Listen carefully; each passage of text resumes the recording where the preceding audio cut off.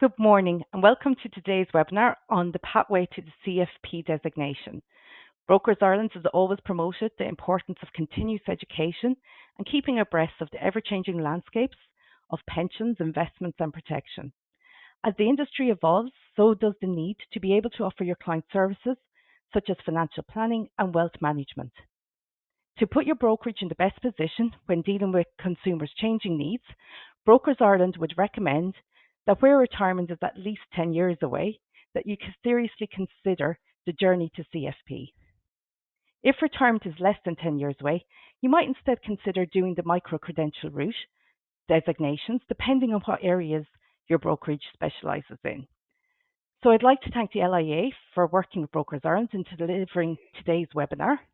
The recording and presentation can be accessed in the members area on the broker's website and will be available within the next 48 hours.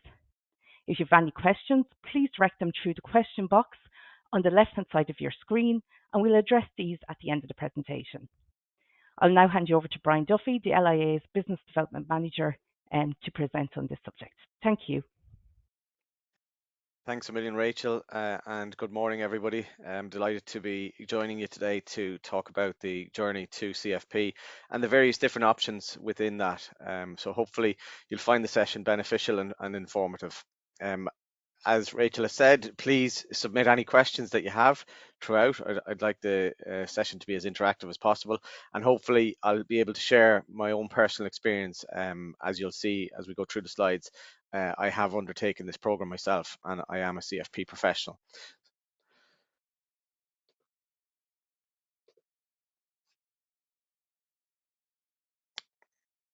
So firstly, I just want to introduce who we are with regards to LIA. So we are the Centre of Excellence for the Education and Development of Finance Professionals, offering QQI accredited courses. And we are in existence for over 40 years, and we pride ourselves on raising the standards in the finance profession and developed a suite of industry recognised part-time and distance learning programs, of which the one we're going to discuss today is the postgraduate diploma in financial planning. And our key programs meet the central bank's requirements to allow individuals to sell or advise on retail finance products. And we combine member-focused personal development with education programs to deliver qualifications and accreditations through a range of courses to support you as the finance professionals. My name is Brian Dunphy, and as you can see on screen there, I have undertaken this course that we're going to talk about today, and also hold all the designations that I'm going to speak about as we talk our way through the journey to CFP. So I'm going to just show you high level with regards to the route to CFP and post QFA. And the first one that we can talk about is the actual postgraduate diploma in financial planning. And that is the actual program for anybody who wishes to start out and commit their journey to attaining the CFP designation. There is an alternative for those who wish to advance their qualifications post QFA without committing to the journey to CFP, and that is by undertaking various different micro-credential courses. And on screen there, I've listed 4 of the micro-credential courses that are available to us. The difference between the one on the left is that the postgraduate diploma is you committing to undertaking the full program to work towards CFP. The one on the right is you committing to undertake individual modules without actually signing up to say, I'm going to go all the way to CFP. However, it doesn't restrict you from continuing your journey after undertaking various different micro-credentials.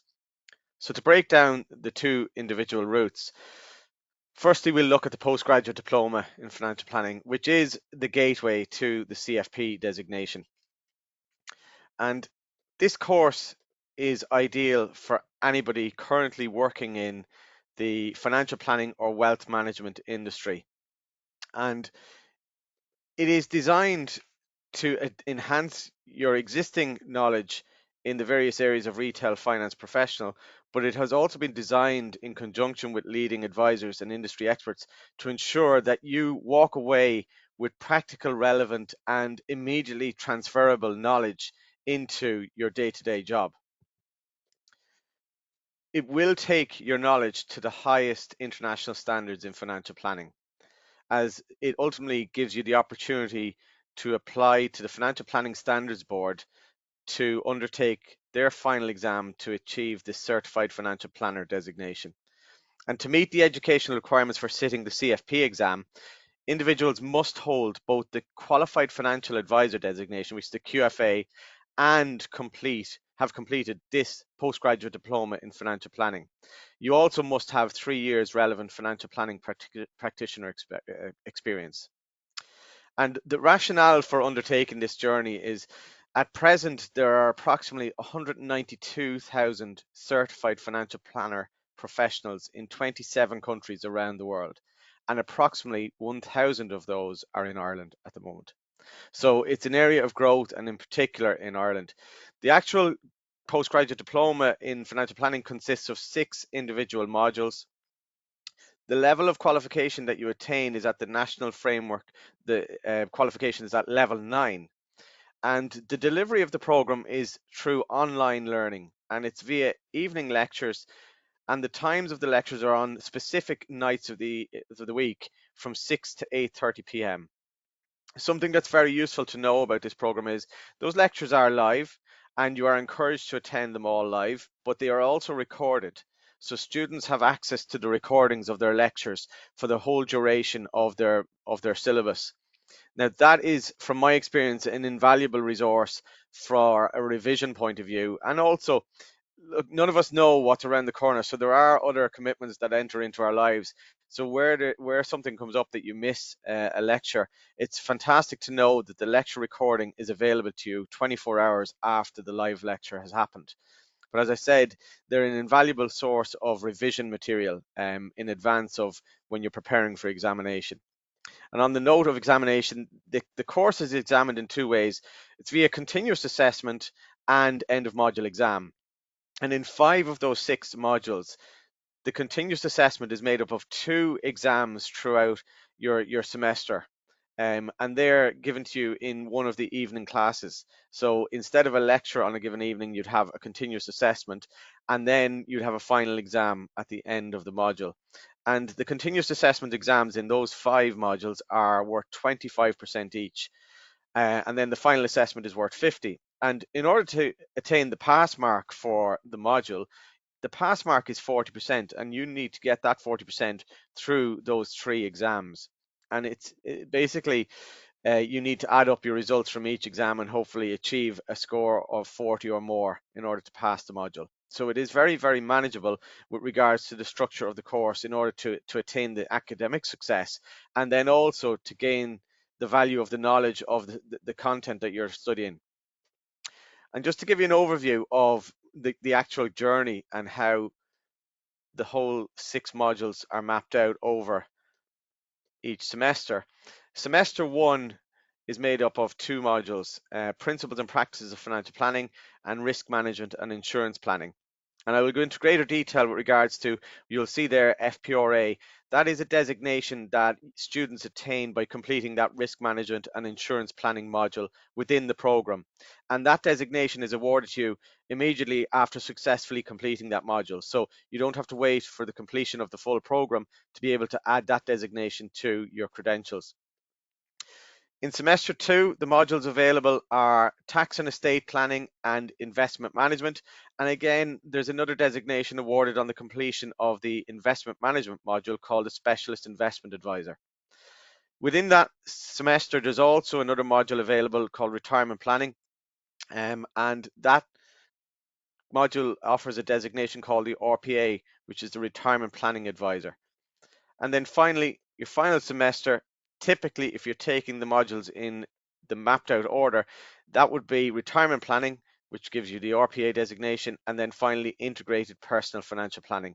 Now that 6 module is slightly different to the other 5, where there is one continuous assessment worth 25%, and then your final assessment is actually a project that you would complete over typically 8 weeks within the 12-week journey in that module. And there's no end of module exam. And the project element is worth 75% of your marks. And again, the pass mark for that module is 40%.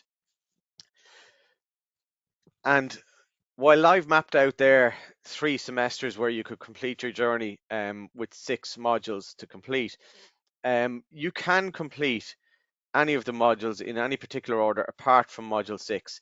You can't complete the final one without having completed all the other 5 or currently studying your remaining modules, purely because you need the knowledge from all of the other modules in order to give yourself the best opportunity of completing the integrated personal financial planning module. So if somebody was to actually set out to gain the qualification and achieve CFP status in the shortest time frame, you can complete this program in 18 months. So semester 1 would be from September to December, and semester 2 would be from February to May. And then your final semester would be from September to December. So over those 18 months, you would complete the postgraduate diploma by undertaking 2 modules at a time. And here's where I share my own personal experience.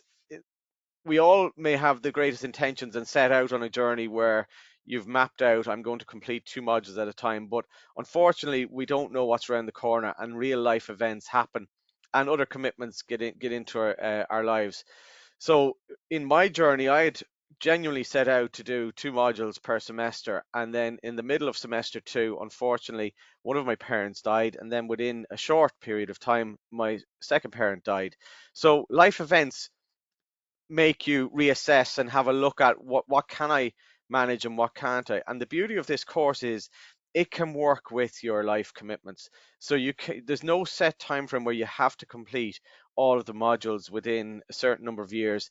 And based on certain events that happen, you can pause, and you can also change your strategic approach, such as I did for a short period of time. So instead of doing 2 modules per semester, I decided to do 1.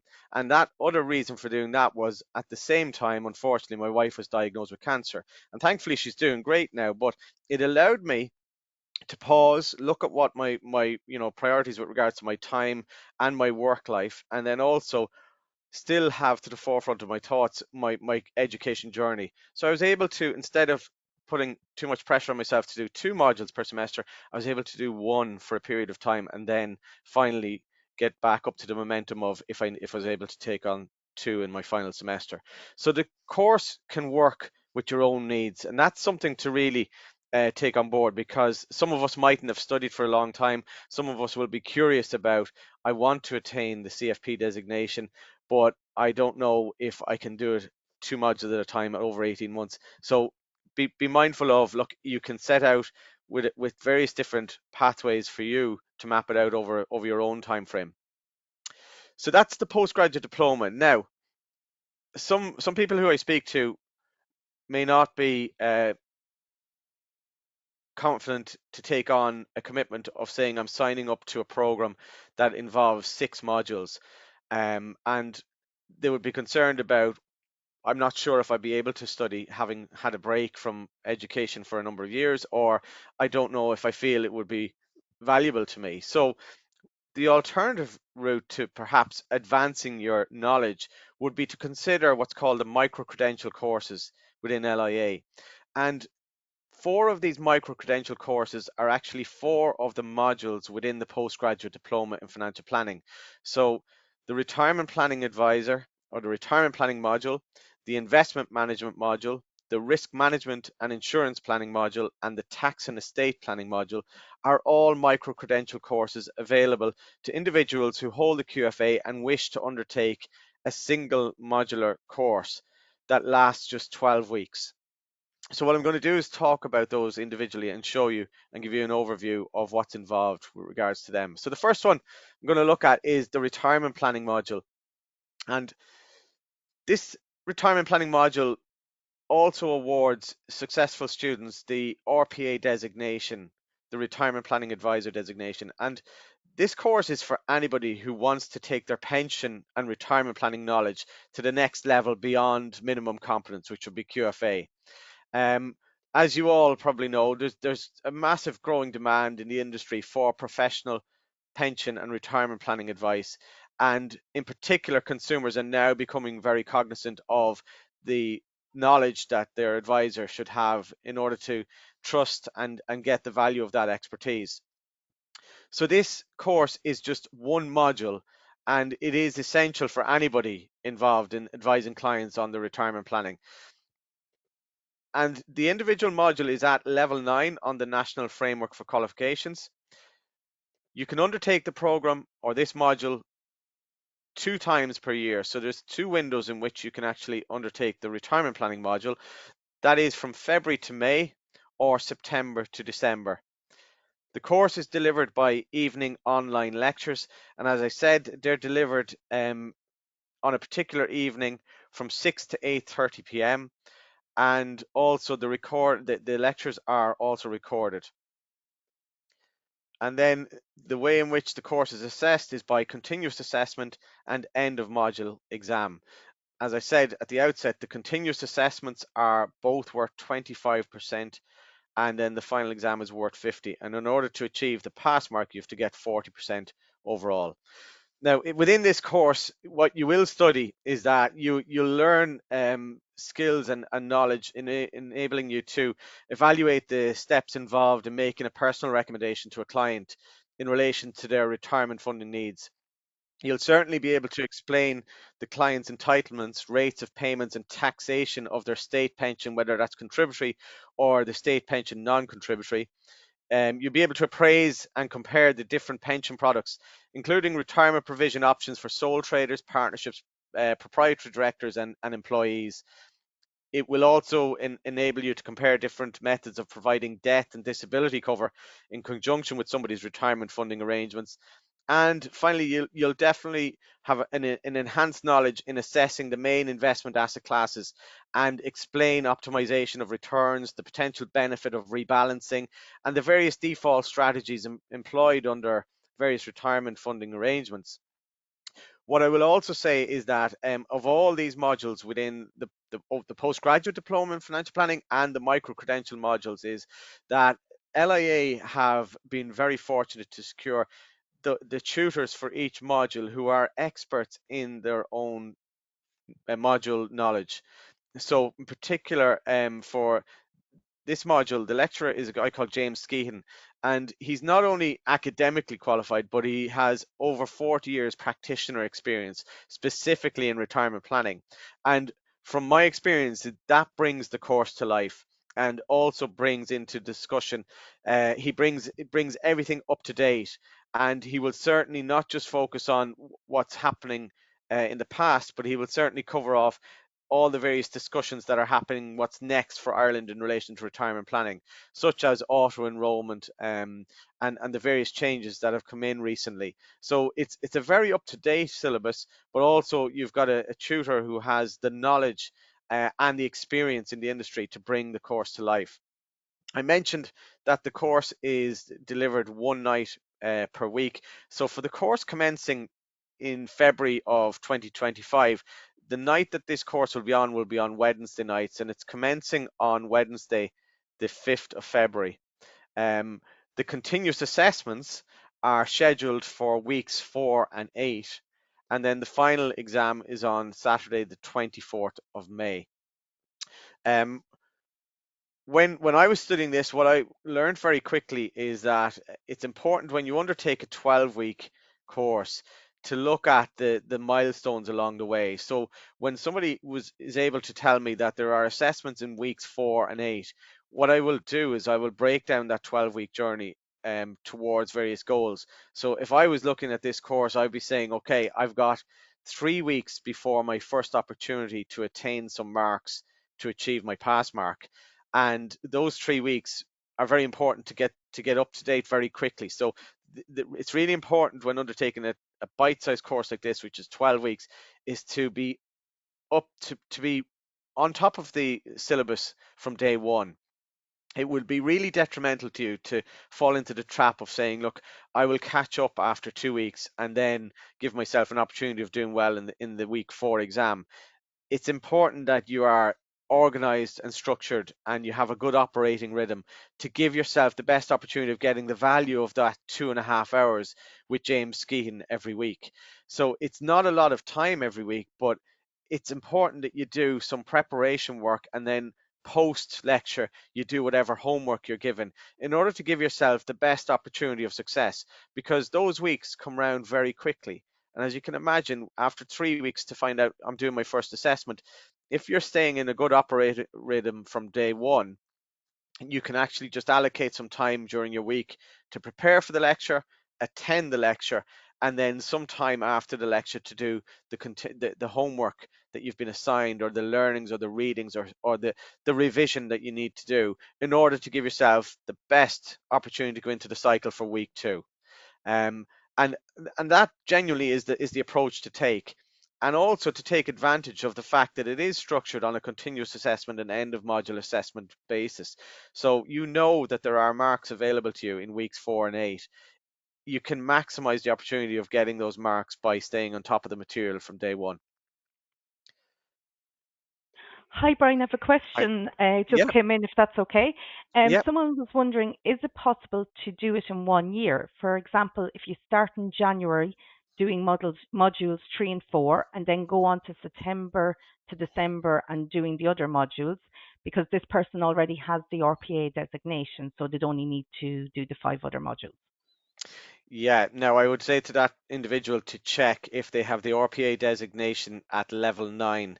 We did offer the RPA designation in the past through a level 7 program, and unfortunately, that doesn't exempt you from the retirement planning module. But if they have done the retirement planning module at level 9 and they have 5 modules to complete, there's nothing stopping you doing it in 1 year. I've never met anybody who has.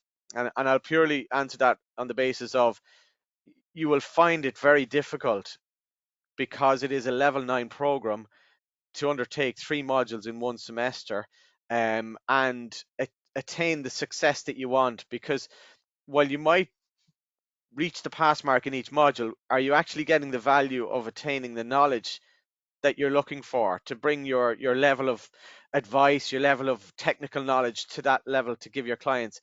I would find it hard to believe that somebody would be able to, first of all, successfully complete 3 modules in one semester, but also get the value of the learnings from the whole course, because there's a lot of work involved if you're doing 3. However, if your work-life commitments allow you and you've got a really good operating rhythm, it is possible. Hopefully that answers it. But I would stress to that individual to perhaps engage with me directly about the RPA that they have. If it was the level 7 route that you attain, that you still are required to do the retirement planning module. Thank you, Hopefully Brian. that answers that. Okay. So Thank you. I'll move on to the second micro credential module that you could undertake on its own, is investment management. And this is designed for anybody who wants to drive their knowledge beyond minimum competence, and a natural stepping stone for somebody working in the investment management area and has the QFA. Um, it is a 1 module course, again, over 12 weeks, and it is essential for anybody in the advising clients on investment space. And you'll gain a better knowledge and insight into how investment managers work and how they value stocks, and on their stated objectives. In particular, the knowledge you'll attain from this module, I certainly found it empowered me to have much more confident conversations with investment managers and product designers. Whereas in the past, you might be, hanging on every word that they'd be saying, and not necessarily understanding everything. From studying this module, it certainly empowered me to have a greater knowledge, and probably give me the opportunity to ask more questions to investment managers, based on the fact that we're actually talking off a level playing field now. The course is at level 9. The term that this module is available is only from the February to May semester. It is, again, online lecture delivery, and from 6 to 8:30, and it's assessed by continuous assessment and end of module assessment. I'll just go back over what you would learn in this. The investment management course will provide you with knowledge and the ability to definitely understand core concepts in modern portfolio theory and design. It will deliver the practical applications of tools and techniques to construct and manage a client's portfolio. And also, it will give you your own knowledge to perhaps look at your own portfolio within your own retirement plan. Certainly, it's something that I applied for myself, and hopefully feel that I'm in a much more confident space to manage my own financial plan now. And it also provides innovative solutions when you're advising customers on investment and wealth management. I also touch on always the lecturer for each module, and in this case, the lecturer is a gentleman called Bernard Walsh, and this is his area of expertise, and he is a credible, experienced, and industry thought leader, and he features regularly in the national media, and he's currently the director of pensions and investments with PwC. Again, having sat in on his classes, Bernard makes the class very interactive and enjoyable, but you certainly don't feel like you're actually undertaking an academic program. It feels like you're committed to a journey to learn some very, very important knowledge to you professionally. And he certainly is also a very approachable individual to be able to ask questions of and get support throughout the journey.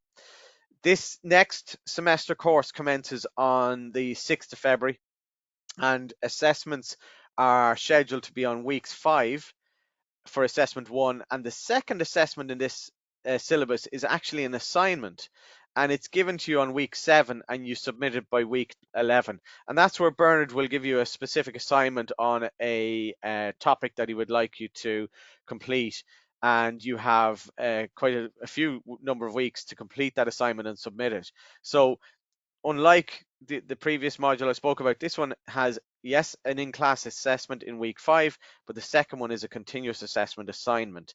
And then finally, the final exam is on Saturday, the 17th of May for this module. And by completion of this module, students who successfully completed are also awarded the SIA designation, which stands for the Specialist Investment Advisor. So moving on, the third micro-credential module that I'll introduce to you is the risk management and insurance planning module that leads to the FPRA designation. So the FPRA designation stands for the Financial Planning Risk Advisor, and it's ideal for anybody who's working in the advice or product production or support roles in the area of financial advice, risk management in relation to financial planning or insurance planning, and certainly for those who want to drive their knowledge beyond minimum competence. Um, this is a very informative module that will certainly give you a better insight into how to evaluate the suitability of various different insurance products within a financial plan, and how to mitigate risks within somebody's financial plan, to include most of the risks that customers will face, such as mortality and illness, and investment risk and longevity risk amongst others. The course will cover also a small element of business accounts that will add to your credibility of the advice offered to clients. So that will incorporate interpretation of sets of business accounts, of company accounts, and it's again another invaluable tool to have in relation to the advice that you can give. The other elements of the course, it will certainly give you the knowledge and ability to discuss the meaning of risk and the role it plays in financial planning. It will allow you prioritize a client's risk management needs, deliver the practical application of tools and techniques to construct and manage client portfolios, and evaluate the appropriateness of insurance products in mitigating risk, and estimate what is the appropriate levels of insurance based on a client's needs analysis, and at various different stages as we progress along our journey. And it will certainly give you the ability to provide innovative solutions when advising customers on risk management and insurance planning. Again, this module is at level 9 on the national framework. The module is available from September to December each year, delivered by online evening lectures from 6 to 8:30, and assessed exactly the same as the other modules, continuous assessment and end of module assessment. The lecturer in this instance is a lady called Olive Reed, who's a qualified actuarial professional with over 20 years experience in the world's leading pensions, investments and retirement planning consultancies. And she's also a fellow with the Institute and Faculty of Actuaries. And Olive certainly makes her classes very engaging and interactive, and she gets you thinking along the way throughout your 12 weeks.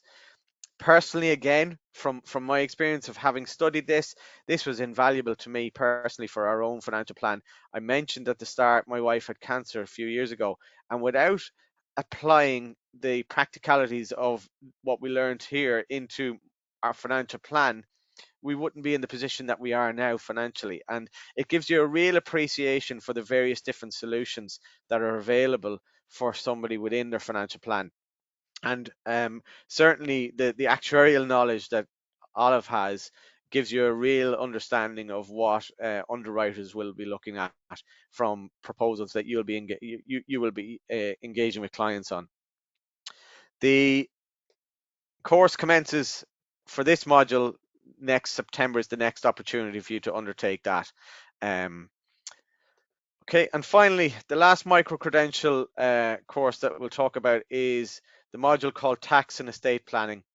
And in this module, you will gain a comprehensive understanding of areas which include, just some of them that will be included would be income tax, capital gains tax, gift and inheritance tax, and stamp duty. And this knowledge is certainly crucial for anybody in the financial planning process. It allows you to offer a much more differentiated and impactful advice to your client, and gives you a real appreciation for the efficiencies within the taxation and building that into a financial plan. You'll learn how to appraise the legal concepts and principles underlying and the fundamental features of the Irish taxation system and the framework relevant to financial planning. And that would include those taxes that are listed there: income tax, capital gains tax, capital acquisitions tax, corporation tax, and stamp duty.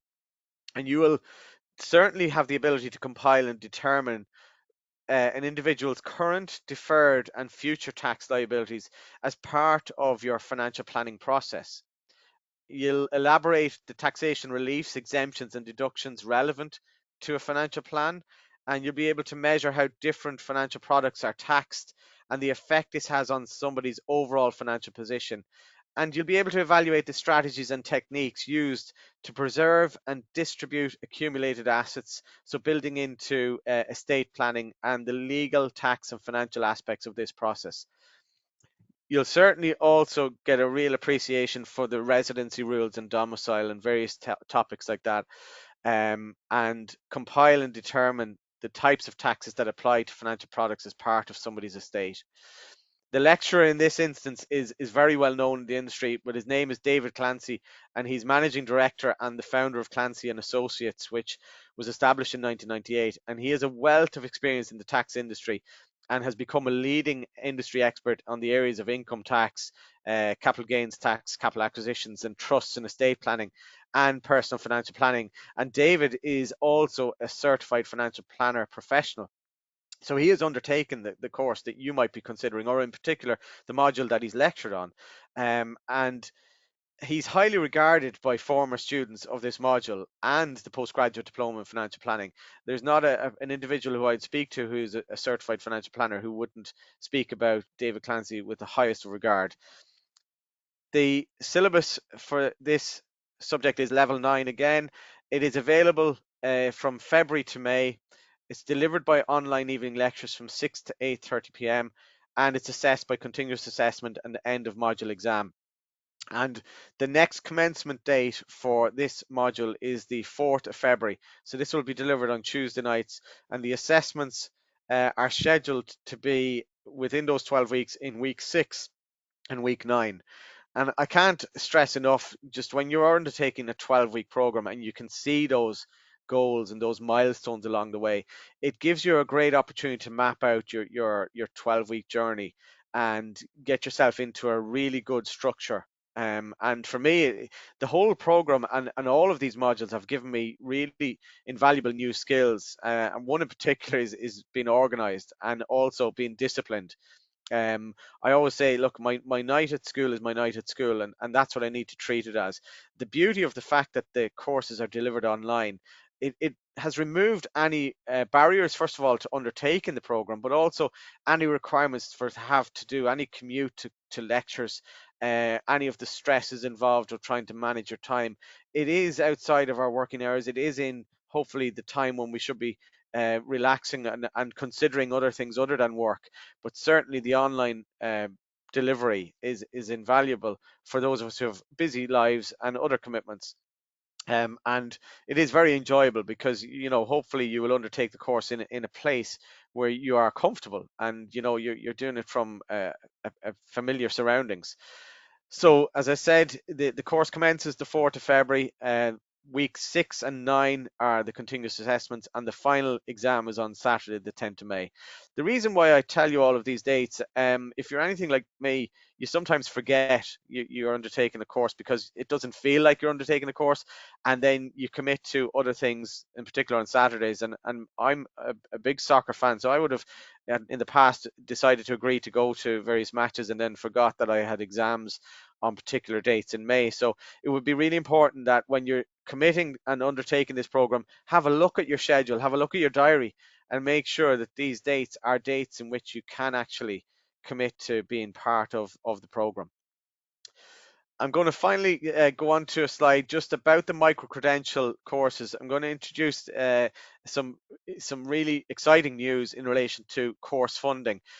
Those who are completing the retirement planning, investment management, tax and estate planning programs, or the risk management and insurance planning as well on a standalone basis as a micro-credential course can receive 50% of the cost of the module through the HEA's Micro-Credential Course Learner Subsidy Scheme, funded under the Human Capital Initiative Pillar 3.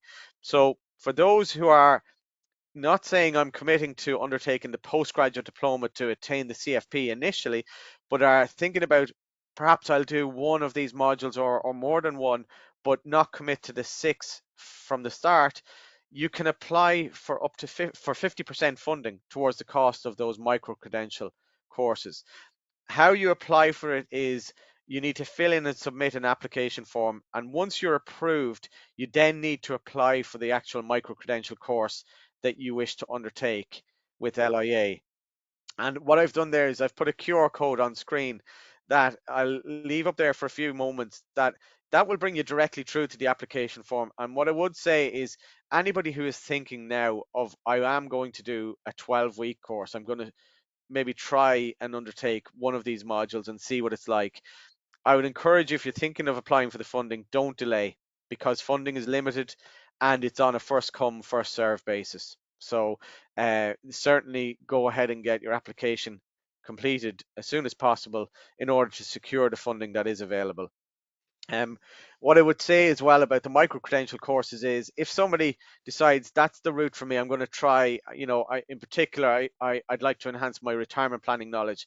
If they do the retirement planning module and enjoy it and decide to do another micro credential module, such as the investment management, they are two of the 6 that you need to achieve the postgraduate diploma. So there's nothing stopping you if you take the approach of I'm going to just do one module, I'm not committing to anything else, but then do another and then do another.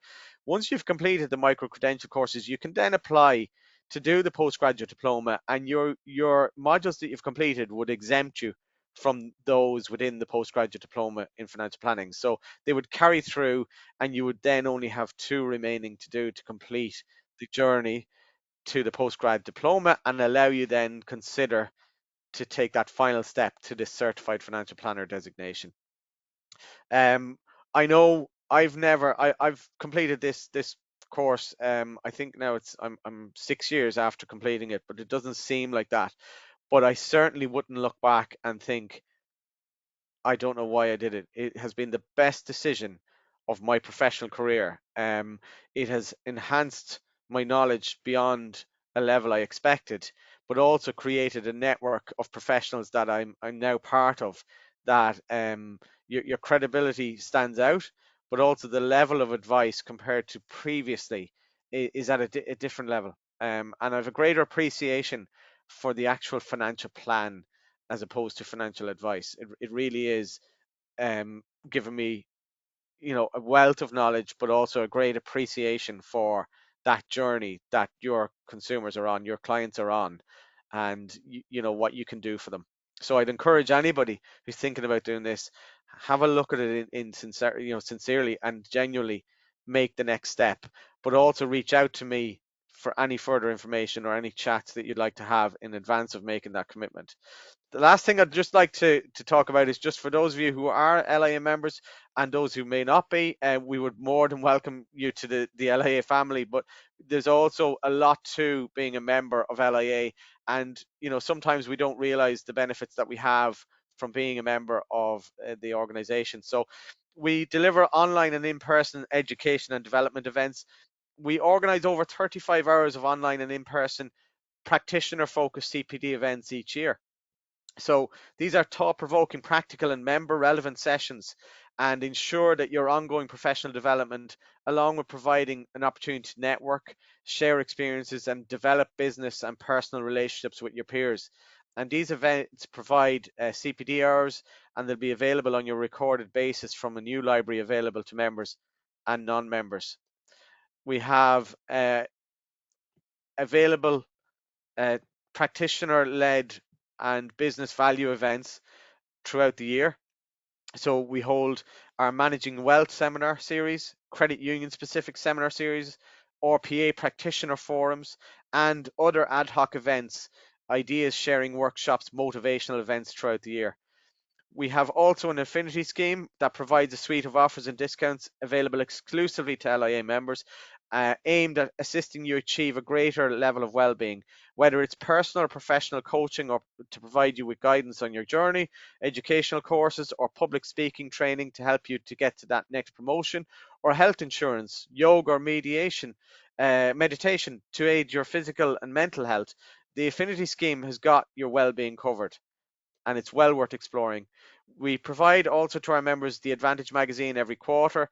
It's a great resource for keeping up to date in relation to our fast moving environment that we work in, and it has various different topical, practical related issues, regulatory, legislative developments, industry news, and lots more. And current and past issues of the magazine are available to download using our LIA app and can be viewed on your, as you're on the go. We have online access to relevant and up-to-date textbooks. So as a member of LIA, once you've hold a qualification, you're also eligible to access the current syllabus for any of the qualifications you hold. And you can also access pre-recorded webinars that are available for students undertaking those syllabus. And then finally, we have our LIA app, which allows you get access to all your membership benefits on the go. The last slide I'll throw up here is just my contact details. For anybody who wishes to have a chat with me and discuss any of the content I've spoken or other aspects of LIA, please feel free to reach out to me. I'll give you my email address there, my phone number, and also you'll be able to access us through the LIA website. When you go onto LIA, after about 20 seconds on our website, a chat facility pops up, and you are actually chatting directly to the person that you see on screen. And we take those communications forward to the various different parts of the organization that you're actually looking for information from. But certainly feel free to reach out to me in those three methods. Happy to engage with anybody on any of the topics that we've discussed. So I think, Rachel, that leaves some time for Thank questions. you. Yeah, thank you very much, Brian. That was really informative. I think it's really great the way the course is delivered online, because obviously people all around the country can access it now. It doesn't mean that they have to travel a long distance to actually go to the courses. Just in relation to the macro credentials, if you complete all the macro credentials, can you remind people again just the last two exams that they would have to complete then after that to get Yes. the So CFP? if they complete the four micro credentials, you have then two other modules to complete, which are principles and practices of financial planning. And that module is very much about the financial planning process, the 5 steps of the financial plan, and also introduces the ethical behavior of financial planners and also financial maths. So it introduces the financial maths that we will be using throughout our lives. Some of us, it gives you an appreciation for the software that you use. While we allow the software to do everything for us, the learnings in that syllabus gives you a real good understanding of, okay, I now can explain this to the client. And then the last module is integrated personal financial planning.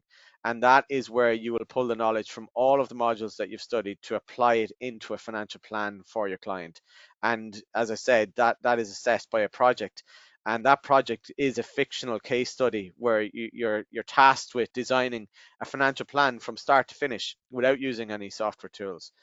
So you really get under the bonnet of the financial plan process, and it's very enjoyable.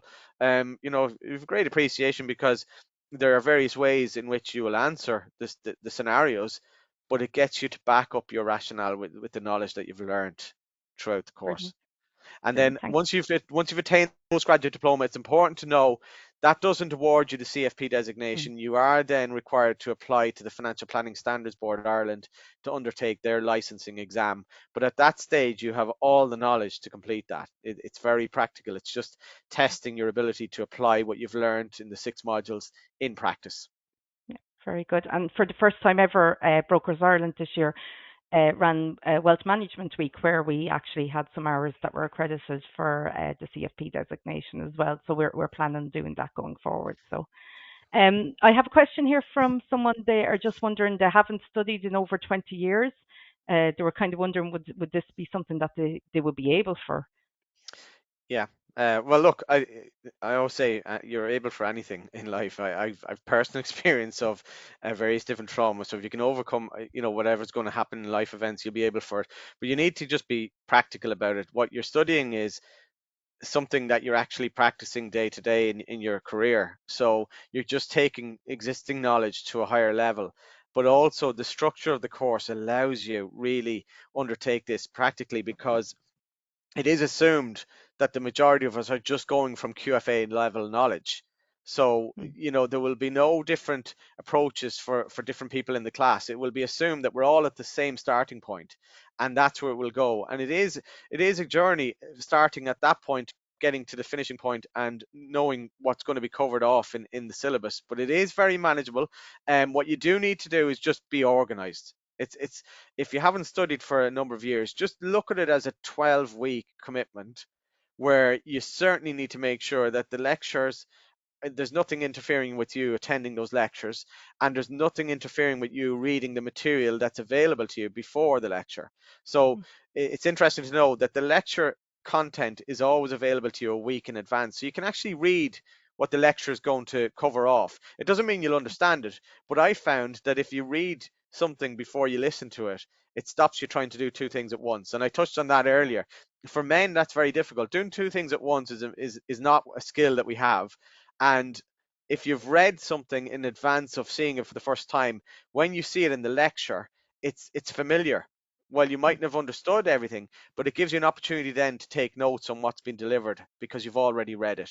So if you find that time to prepare by reading the material in advance, and then afterwards, I used to find that, look, my approach, because I had lots of other things going on at the time, my approach was on the night of my class.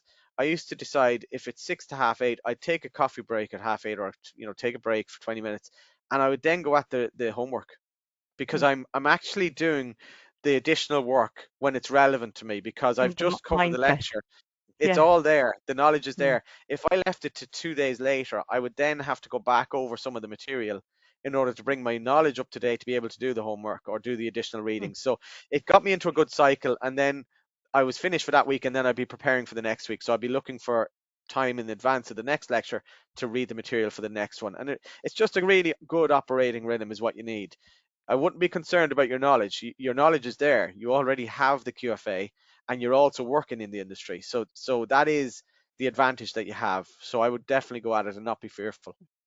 I suppose leads on to the next question I have here is about work-life balance. Does it take over your life outside Your of life. work? Yeah. It's just no. Well, look, if you let it, it can. Okay. But if you're disciplined, Yeah. it can't because there are other things that happen in life. As I mentioned, we don't know what's around the corner. But most important thing that happened to me throughout my 6 modules is my wife got ill, but I was still able to continue studying. And that may sound a bit selfish, but it was actually just about having that discipline of this is 5 or 6 hours a week that I need to find in. You work out how many hours we have in a week that we're able to actually do other things. So I certainly think that that's the level of commitment that you need to be organized about. You need to find 5 or 6 hours, and that's inclusive of the 2.5 hours of the lecture. That will certainly keep you up to date week on week. Obviously, when you come to exams, you have a little bit more time that you need to revise.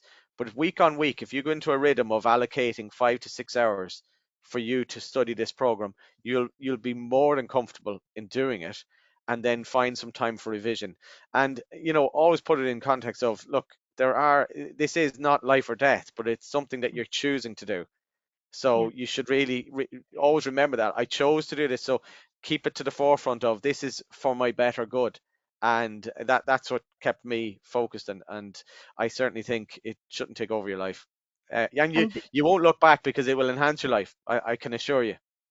And I suppose you've spoken about things that come up from time to time. So if someone needs to take a break between modules, like how long does someone have to do everything? Or can they do the macro credentials and keep going kind of if they need to take a little break for some reason?